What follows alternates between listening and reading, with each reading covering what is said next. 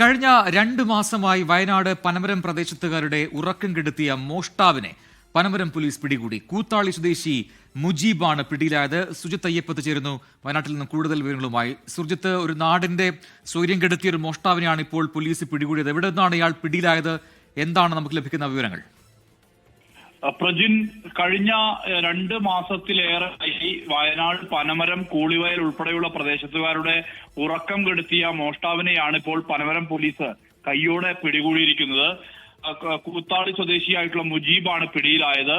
ഇന്ന് ബത്തേരിയിൽ നിന്നുമാണ് പ്രത്യേക അന്വേഷണ സംഘം ഇയാളെ പിടികൂടിയിരിക്കുന്നത്. കഴിഞ്ഞ 2 മാസമായി പനമരത്തും പരിസര പ്രദേശങ്ങളിലുമായി നിരവധി വീടുകളിലും സ്ഥാപനങ്ങളിലും ആരാധനാലയങ്ങളിലും മോഷണം നടത്തിയ വ്യക്തിയാണ് ഇയാൾ.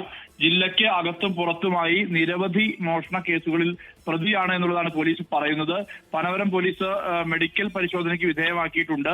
മറ്റ് നടപടികൾ സ്വീകരിച്ചു വരികയാണ്. നിരവധി മോഷണങ്ങളാണ് ഇതിനകം തന്നെ നടത്തിയിട്ടുള്ളത്. ഇതിന്റെ പല CCTV ദൃശ്യങ്ങളും പുറത്തു വന്നതാണ്. പക്ഷേ പ്രതിയെ കണ്ടെത്താൻ പോലീസിന് കഴിഞ്ഞിരുന്നില്ല.